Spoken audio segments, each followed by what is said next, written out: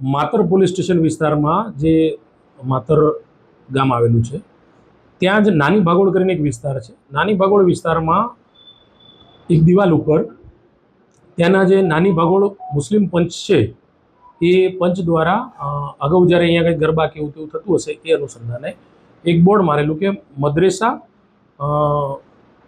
મદ્રેસા કબ્રસ્તાન એની સામે ગરબા કે એને કોઈ ડીજે વગાડવું નહીં, એ રીતનું જે એક બોર્ડ લાગેલું હતું. એટલે આ બાબતની વિગતો અહીંના સ્થાનિક કાર્યકરોને મળેલી, તો એ કાર્યકરોના એક ગ્રુપની અંદર એ બોર્ડનો ફોટો ગઈકાલે મૂકવામાં આવેલો.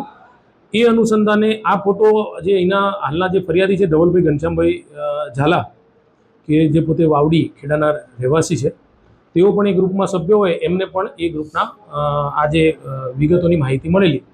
એટલે એમને એના સ્થાનિક કાર્યકરોની પાસેથી ખાતરી કરાવેલી અને એ જે બોર્ડ છે એ બોર્ડનો ફોટોગ્રાફ ને વિડીયો પોતે મંગાવેલો.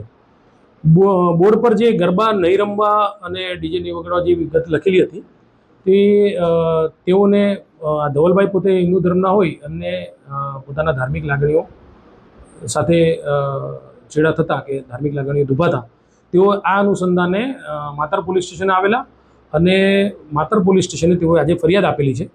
બોર્ડ જે છે એ બોર્ડની અંદર આ નાની ભાગોળ મુસ્લિમ પંચ દ્વારા લગાવવામાં આવેલું હતું તેવી વિગતો લખેલી હોય.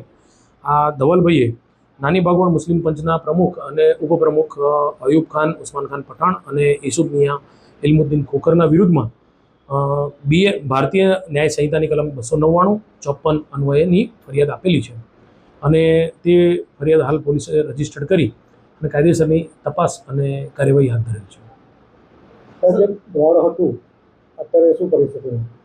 અત્યારે જોવા જઈએ તો હાલના તબક્કે એ બોર્ડ ઉપરનું જે લખાણ છે કે જે વિવાદાસ્પદ લખાણ હતું તે લખાણ સંબંધિત જે આગેવાનો છે તેના દ્વારા એને મિટાવી દેવું.